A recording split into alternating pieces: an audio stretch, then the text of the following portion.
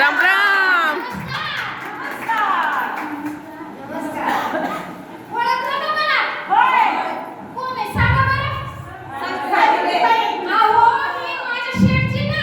शेठची म्हणजे माहिती आहे का? त्यांना लई बखार कामं केलेली आहेत. तुम्हाला मी आता माझी पुरी कहाणी सांगणार आहे. जरा ध्यानात ऐका आणि टाळ्या वाजवा जरा.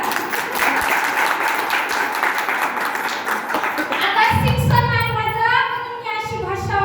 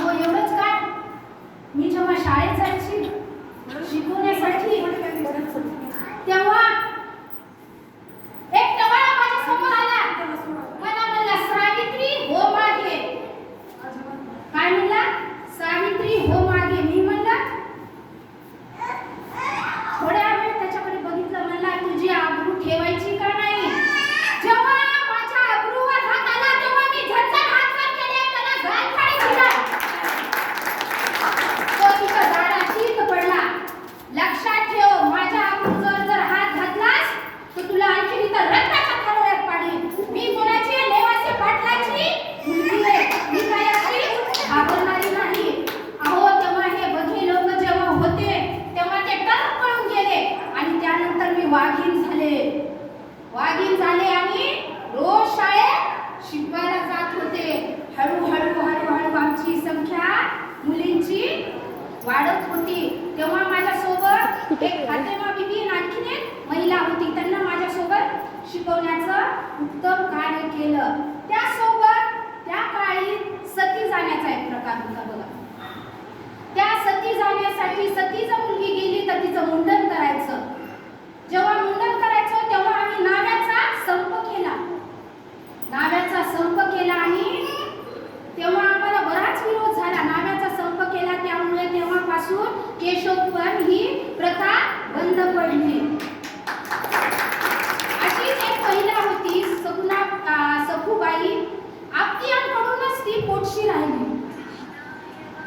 ती म्हणत होती मला जगायचं नाही, मला मरायचं. मला जगायचं नाही, मरायचं नाही, पण मरायचं. पण मी आणि माझे शेठजी गेलो. तिला प्रेमाने जवळ केलं. तिला म्हणलं की तू त्या बाळाला जन्म दे. आणि एक गोंडसचं बाळ झालं तिला. आणि आम्ही दोघांनी त्यांना दत्तक घेतलं. आणि माझा पुत्र तो आहे यशवंत. माझ्या पुत्राचं नाव काय आहे? यशवंत. अशा आम्ही 120 बायकांच्या डिलिव्हरी केल्या. त्यांच्या मुलांना जन्म दिला. आणि त्यांच्यासाठी आम्ही बाल संगोपन केंद्र सुद्धा उघडलं. तेव्हा माझा सत्कार झाला. मी एक शिक्षिका तर होतच होते, मी मुख्याध्यापिका पण झाले. अशा तऱ्हेने आमच्या भरपूर तुम्हाला सांगायला बसलं तर दिवस पूर्ण होणार नाही, एवढे आम्ही कार्य केलेले आहे. एक दिवस असेच माझे शेठजी गेले होते एखाद्या लग्नात. तर तेव्हा त्यांचा अपमान झाला आणि ते घरी आले. म्हणाले की सावित्री, माझा तिचा अपमान झाला. मला ते शूद्र म्हणाले. आपल्याला आता कृती करावी लागेल. आणि कृती करण्यासाठी पाणी सुद्धा मिळत नव्हतं लोकांना. तेव्हापासून आमच्या घरचा हौद आम्ही काय केला?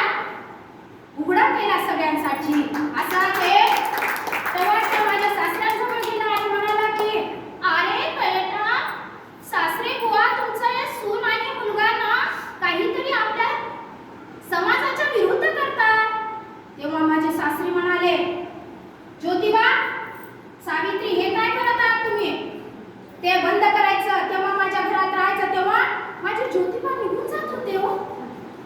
ते म्हणाले, मी म्हणाले, अहो तुम्ही कुठे चालला? मी हे शिक्षणाचा बसा आपण दोघांनी घेतलेला आहे, मला पण तुमच्या सोबत यायचं आहे.